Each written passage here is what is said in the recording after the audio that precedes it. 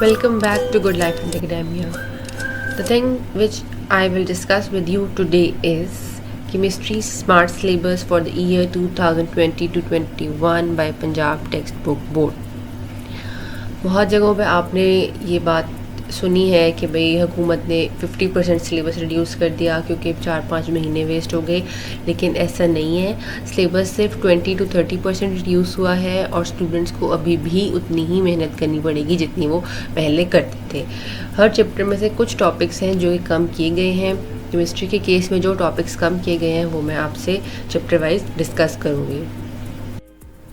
Chapter number 1 में अगर हम पेज नंबर 1 से स्टार्ट करें तो केमिस्ट्री और उसके बाद ब्रांचेस ऑफ केमिस्ट्री और नेक्स्ट पे आ जाता है बेसिक डेफिनेशंस।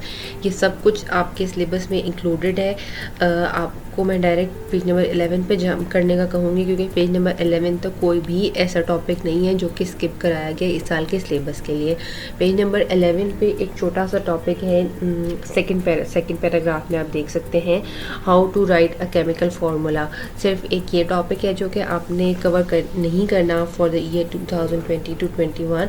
उसके बाद अगर आप पेज नंबर 12 पे देखें एम्पेरिकल फार्मूला से फिर आपने उसको आगे कंटिन्यू कर देना है, आपने कवर करना है। उसके बाद एम्पेरिकल फार्मूला में जो भी फर्दर सब हेडिंग्स जैसे कि मॉलिक्यूलर फार्मूला, उसके बाद मॉलिक्यूलर मास और फार्मूला मास, ये सब कुछ आपने करना है। पेज नंबर 14 पे एक टॉपिक है, मेजर टॉपिक 1.3 केमिकल स्पीशीज़ का, और इसके आगे फर्दर सब हेडिंग्स भी दी हुई हैं जिनके हैं 1.3.1 नंबर है एक, और एक है 1.3.1.1 और 1.3.1.2। ये आपने नहीं करनी, ये आपके सिलेबस में नहीं है, इस साल के सिलेबस में नहीं है। फिर पेज नंबर 16 पे अगर आप देखें तो टाइप्स ऑफ मॉलिक्यूल्स, ये आपने करने हैं, और इसके बाद एंड तक जो कुछ भी चैप्टर में दिया गया है, न्यूमेरिकल्स हैं, कैलकुलेशंस हैं, वो सब कुछ आपने कवर करना है। उसके बाद उन्होंने प्रैक्टिकल्स दिए हुए हैं। ये प्रैक्टिकल्स आपकी टेक्स्ट बुक में नहीं होते, आपकी प्रैक्टिकल कॉपीज़ में होते हैं। ये जब एंड में आपको टीचर्स प्रैक्टिकल्स करवाते हैं या आपको आपके टीचर साथ साथ कराते हैं तो वो आपको प्रैक्टिकल कॉपीज़ में से बता देंगे कि ये करने हैं। आप खुद भी देख सकते हैं इस सिलेबस को देखिए कि कौन कौन से प्रैक्टिकल्स हमारे सिलेबस में इंक्लूडेड हैं और कौन से नहीं। उसके बाद इन्होंने एंड में क्वेश्चंस दे दिए होते हैं, क्लास वर्क और होमवर्क। इससे हमने बिल्कुल कंफ्यूज नहीं होना कि सिर्फ क्योंकि मोस्टली मल्टीपल चॉइस क्वेश्चंस जो है वो क्लास में कराए जा रहे होते हैं सॉल्व, इसलिए उन्होंने इसको क्लास वर्क में लिख दिया और होमवर्क में आपको शॉर्ट क्वेश्चन और लॉन्ग क्वेश्चन दे दिए, न्यूमेरिकल्स भी दे दिए। इससे बिल्कुल कंफ्यूज नहीं होना कि सिर्फ हमने क्या ये क्लास वर्क और होमवर्क वाला ही काम करना था और जो चैप्टर में जितने भी टॉपिक्स हैं वो नहीं करने थे। तो ऐसा कुछ नहीं है। चैप्टर में जो कुछ भी इंक्लूडेड है सिवाय 2-2.5 सफ़े के, बाकी सब कुछ इंक्लूडेड ही है। वो सब कुछ आपने कवर करना है और उस सब में से जो भी MCQs और शॉर्ट क्वेश्चंस बनते हैं वो आपने कवर करने हैं। उसके बाद चैप्टर नंबर 2 में समझना हमारे लिए थोड़ा सा आसान है कि कौन कौन से टॉपिक्स हमने नहीं करने। तो मैं आपको बताती चलूँ कि पेज नंबर 27 से, जो कि आपके चैप्टर नंबर 2 का फर्स्ट पेज बनता है, इससे लेके आपने पेज नंबर 30 तक ये सारा नहीं करना।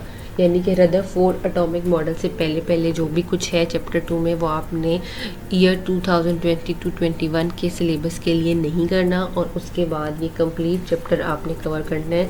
उसके बाद कोई भी ऐसा टॉपिक नहीं है जो कि रिड्यूस कराया गया है। और फिर इन्हीं से रिलेटेड जो भी MCQs और जो भी क्वेश्चंस आपकी एक्सरसाइज में दिए गए हैं वो आपने कवर करने होंगे। चैप्टर नंबर 3 में से भी इसी तरह सिर्फ जो फर्स्ट 2 पेजेस हैं चैप्टर के, यानी कि पेज नंबर 44 और पेज नंबर 45, सिर्फ ये 2 पेजेस नहीं करने। उसके बाद आपने पेज नंबर 46 से लेके चैप्टर के एंड तक सब कुछ करना है। कोई भी ऐसा टॉपिक नहीं है जिसको आपने स्किप करना हो, और इससे रिलेटेड ऑब्वियसली फिर जितने भी short questions, multiple choice questions या कोई लॉन्ग क्वेश्चंस, कुछ भी जो आपकी एक्सरसाइज में होगा वो आपने कवर करना होगा। चैप्टर नंबर 4 में आप लोगों ने चैप्टर के स्टार्ट से लेके पेज नंबर 68 तक, पेज नंबर 68 पे आप देख सकते हैं कि लिखा होगा nature of bonding and properties. इससे पहले जो भी टॉपिक्स हैं वो सब आपने करने हैं, और इसके बाद जो 2 पेजेस हैं जिनमें ionic compounds, covalent compounds, polar and non polar compounds आ रहे हैं, और नेक्स्ट पेज पे कुछ कोऑर्डिनेट कोवेलेंट कंपाउंड्स और मेटल्स के बारे में भी एक्सप्लेन किया गया। ये आपने नहीं करना, यानी कि चैप्टर के जो लास्ट 2.5 पेजेस हैं वो आपने नहीं करने, उसके अलावा ये कंप्लीट चैप्टर आपके सिलेबस में इंक्लूडेड है। चैप्टर नंबर 5 जो कि है फिज़िकल स्टेट्स ऑफ मैटर, इसके भी फर्स्ट 2 पेजेस नहीं करने और पेज नंबर 78 से लेके पेज नंबर 83 तक आपने ये पूरा चैप्टर मतलब 83 तक जो भी आएगा वो आपने सारा कवर करना है। पेज नंबर 84 पे एक टॉपिक है physical states of matter and role of intermolecular forces, ये टॉपिक आपने नहीं करना। उसके बाद नीचे जो लिक्विड स्टेट वाला टॉपिक दिया हुआ है, इससे स्टार्ट करके चैप्टर के एंड तक जो भी है जो भी टॉपिक है, जो भी न्यूमेरिकल अगर है या कुछ भी कोई भी अंडरस्टैंडिंग द कॉन्सेप्ट है, वो सब आपने कवर करना है। और इन्हीं टॉपिक्स से रिलेटेड जो भी आपकी एक्सरसाइज में क्वेश्चन दिए गए होंगे वो भी आपके सिलेबस का हिस्सा होंगे। चैप्टर नंबर 6 जो कि है सॉल्यूशंस, के चैप्टर आपने स्टार्ट से लेके पेज नंबर 104 तक सारा कर लेना है। पेज नंबर 105 पे दिया गया है solubility and solute solvent interaction. यहाँ से आगे आगे जो कुछ भी इस चैप्टर में है वो आपने नहीं करना, यानी कि तकरीबन ये 3-3.5 सफ़े बनते हैं जो कि आपने अपने सिलेबस के लिए फॉर द ईयर 2020-21 नहीं करना।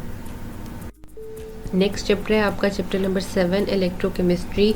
ये चैप्टर भी आपने स्टार्ट से लेके पेज नंबर 124 पेज नंबर 124 पे दी हुई है वर्किंग ऑफ द सेल, यहाँ तक इसमें से आप लोगों ने कुछ भी स्किप नहीं करना। पेज नंबर 125 के स्टार्ट में एक टेबल भी दिया गया है जिसमें दिया गया है comparison of electrolytic and galvanic cell, ये भी आपको करना होगा। या इन्होंने यहाँ पे जो पेज नंबर्स दिए हैं उन्हें मेंशन नहीं किया, लेकिन ये उसके क्योंकि पिछले टॉपिक के साथ ही चल रहा है तो ये आपको कंपैरिजन करना होगा। पेज नंबर 125 के नीचे दी गई हैं इलेक्ट्रोकेमिकल इंडस्ट्रीज़, ये इलेक्ट्रोकेमिकल इंडस्ट्रीज़ आपने नहीं करनी। ये पेज नंबर 125 से लेके पेज नंबर 127 तक तकरीबन ये सिर्फ 2 पेजेस हैं जो कि आपने नहीं करने। और उसके बाद पेज नंबर 128 से लेके पेज नंबर 132 तक, यानी कि चैप्टर के ऑलमोस्ट एंड तक जो कुछ भी है वो आपने कर लेना है।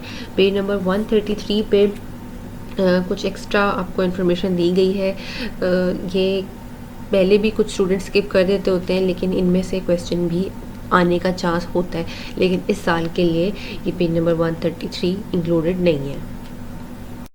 चैप्टर नंबर 8 केमिकल रिएक्टिविटी, ये चैप्टर भी आपने स्टार्ट से लेके पेज नंबर 141 तक इसमें से कुछ भी नहीं छोड़ना।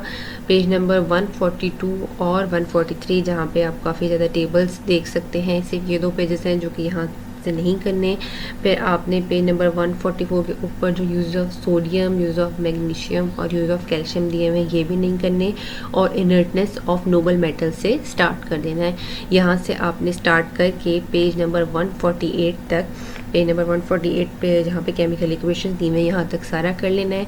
और पेज नंबर 149 पे सिग्निफिकेंस ऑफ नॉन मेटल दी हुई है, ये नहीं करना। यानी कि इस चैप्टर में से भी ऑलमोस्ट 3 पेजेस हैं जो कि आपने नहीं करने, बाकी सारा चैप्टर करना है। तो आप लोगों ने देखा कि सिर्फ हर चैप्टर में से 2 या 3 पेजेस आपको रिड्यूस कराए गए हैं।